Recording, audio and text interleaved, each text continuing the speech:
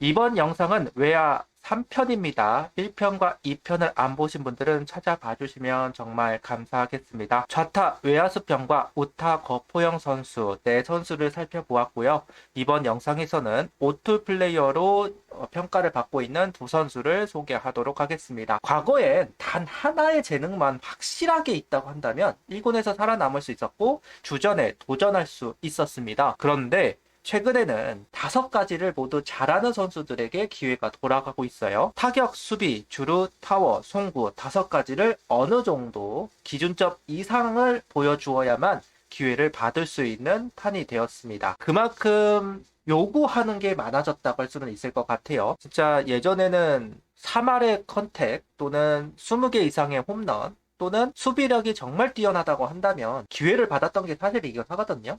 주루나 송구 같은 경우는 좀 못난다 하더라도 근데 요즘 같은 경우는 타격 파워 둘 중 하나 그리고 나머지는 어느 정도는 갖춰줘야지만 프로로서 조금 살아남을 수 있고 도전자를 좀 밀어낼 수 있는 상황이 되었던 거 판이 되었다라고 할 수 있을 것 같습니다. 특히 최근에 들어서는 발빠른 선수들을 참 선호하고 있는 것은 분명한 사실인 것 같기도 합니다. 정말 오투 플레이어 아니면 확실한 거포, 그러니까 최소 홈런 5개 이상을 때려낸 거포 정도는 돼야 상위권으로 이야기가 되고 있는데 오늘 소개를 할 두 선수 충암고 장민재 선수와 유신고 박지율 선수는 오투 플레이어 그런 면을 주목을 받고 있는 선수라고 할 수 있습니다. 두 선수 다 컨택을 기반으로 한 오투 플레이어라고 말하면 좋을 것 같아요. 다만 1라운드에 주목을 받고 있는 야수들이 좀 있습니다. 한 4명 정도, 많으면 5명 정도가 1라운드로 이야기가 되고 있는 진짜 야수들인데 그러다 보니 그 밑으로 있는 선수들은 좀 많이 밀립니다. 야수를 뽑는 팀은 웬만하면 2라운드는 투수를 뽑으려고 할 테고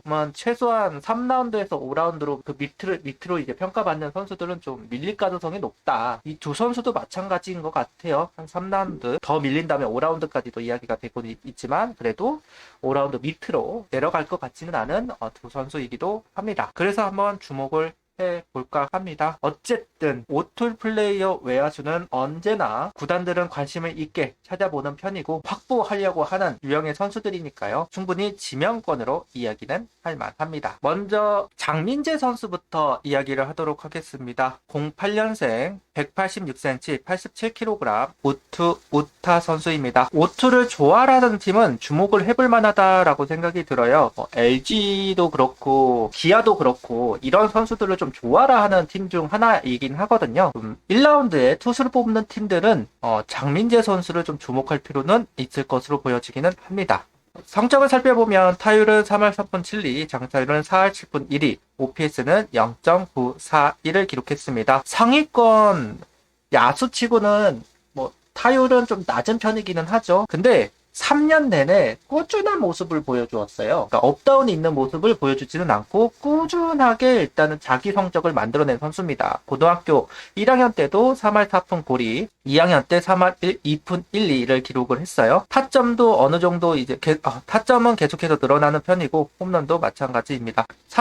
볼삼비 비율도 3년 내내 어느 정도 비슷한 스탯을 보여주고 있는 것도 사실이기는 합니다. 고3이 되면 출장수가 더 많이 늘어나기 때문에 고3병을 앓는 선수들은 업다운이 있는 모습을 보여주는 선수들이 좀 있기는 한데 장민재 선수는 그런 모습을 보여주고 있지는 않다. 그 얘기는 결국 자기만의 타격, 자기만의 존이 확실한 선수라고 할 수 있고 보통 이런 선수들이 성장세가 빠르죠. 기본적으로 일단 자기 것이 있는 선수들은 그만큼 대처를 공에 대한 대처 능력이 있는 건 사실이니까요. 어느 정도의 갭 파워가 있는 선수라고 할 수 있고요. 코너 외야를 기본으로 중견수로 할 수 있는 선수다라는 평가를 받고 있기는 합니다. 우리 쪽으로 말하자면 이원석 선수나 우리 선수들하고 비교를 한다면 이원석 선수, 이진영 선수하고 비교를 하면 좋을 듯 싶어요. 이원석 선수에 좀 더 가깝다고 해야 되겠죠? 아무래도 이진영 선수는 파워툴을 기반으로 한 오툴 플레이어다라고 말한다면 이원석 선수는 컨택을 기반으로 한 오툴 플레이어다라고 이야기할 수 있기는 하잖아요. 그런 부분을 봤을 때는 이원석과다라고 이야기를 해도 무방해 보이기는 합니다. 확실히 당기는 유형의 선수다라고 할 수 있고요. 그래도 밀어서 이제 타구를 보내는 능력도 없지는 않습니다. 분명 고교 야구에서는 밀고 당기기가 가능한 선수다라고 할 수 있을 것 같습니다. 충암고 3년 내내 외야수를 했다는 점, 그래도 기본적인 수비 능력치를 가지고 있는 선수라는 점은 확실하게 보여진 대목이에요. 하드웨어가 작은 선수는 분명 아니기 때문에 충분히 몸쪽 공략도 하는 편이기도 하고 타격을 할 때 견실한 모습을 보여주는 것은 분명했습니다. 좀 힘도 좀 키우고 좀 더 간결한 스윙으로 바꾸고 그러면 밀고 당기기가 가능한 선수가 될 수 있다.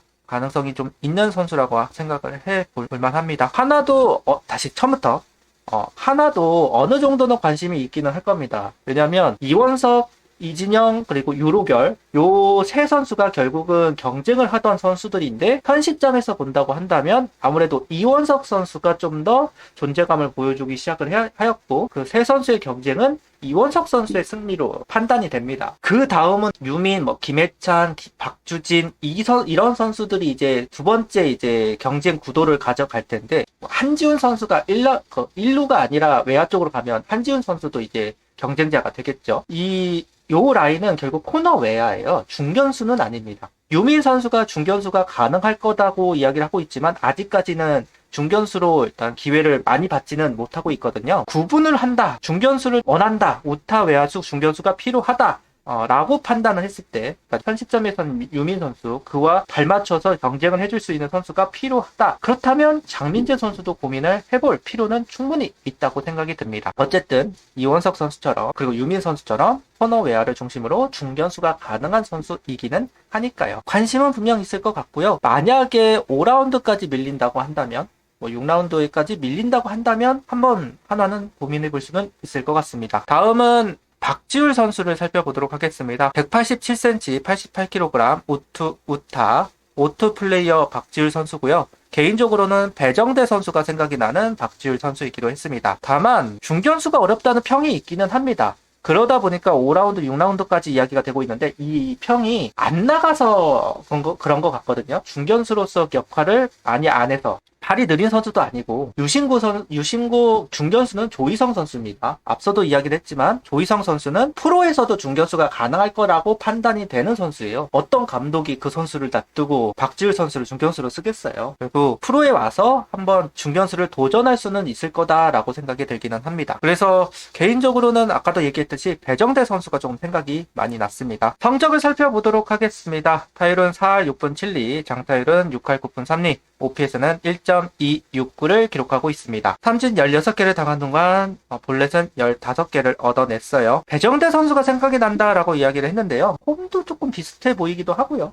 여러가지 배정대 선수가 좋았을 때 그 모습이 박지울 선수에게서 보였다라고 생각이 듭니다. 박지울 선수가 안타깝게도 아까도 얘기했듯이 중견수로서의 가치를 어필하지는 못했던 모양이기 때문에 그런 부분에서 좀 아쉬움이 있기도 하고 그렇기 때문에 또 밑으로 많이 처질 것으로 보여지기는 해요. 그래도 어느 정도 이제 오툴 능력을 가지고 있기 때문에 분명 많은 구단들은 관심을 가질 수밖에 없을 겁니다. 프로에 와서 중견수 도전을 할 수도 있는 거니까 다리가 분명 느린 선수는 아니다. 그런 부분을 봤을 때 충분히 박지울 선수도 장민재 선수처럼 여러 가지 기회를 받을 수 있는 선수라고 생각이 듭니다. 그 다음에 확실히 당기는 유형의 선수예요. 배정대 선수도 보면 밀어치는 것도 있지만 결국은 당겨가지고 뭔가 만들어내는 선수이기는 하잖아요. 높은 공도 그렇고 낮은 공도 그렇고 박지울 선수도 그런 면이 좀 있고요. 1학년 때는 중견수를 했습니다. 중견수를 했던 선수고 2학년 때부터 좌익수를 했어요. 아까도 얘기했지만 중견수는 조희성 선수입니다. 그 선수를 밀어내고 중견수를 할 수는 없어요. 그만큼 거기다가 또 박지울 선수가 코너 쪽으로 가면서 타격이 어느 정도 살아났다고 볼 수도 있는 대목이기 때문에 이런 부분을 신경을 쓴다면 좌익수가 언제나 고민거리였던 SSG가 박지울 선수를 주목하지 않을까라는 생각은 좀 있기는 합니다. 항상 좌익수를 못 찾았잖아요. 외야수 중에서 가장 찾기 쉽다는 게 좌익수인데 중견수는 최지훈 선수가 있고 그 뒤에도 몇 명 있는 걸로 알고 있지만 좌익수는 정말 없었거든요. 그런 부분을 보면 박지울 선수를 고민 안 할 수 없을 것 같다. 충분히 그 자리에 들어가서 역할을 할 수 있는 선수이니만큼 SSC가 좀 주목을 하지 않을까라는 생각은 좀 있기는 합니다. 그리고 박지우 선수를 주목한 글이 있어서 가져와 봤는데요. 타이밍을 잡을 때는 투수와 같이 움직이면서 미리 준비하는 것을 중시한다.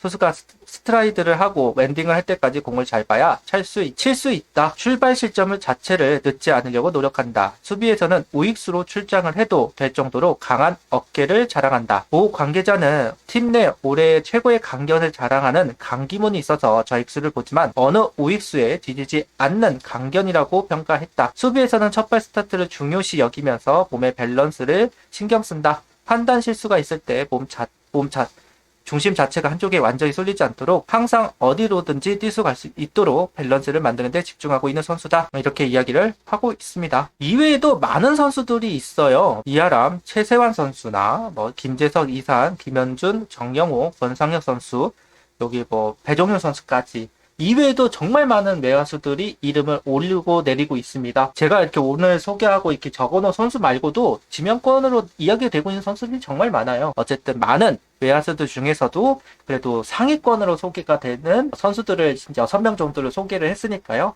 한번 봐주시면 감사하겠습니다. 이렇게 외야수 편을 모두 마무리를 했고요.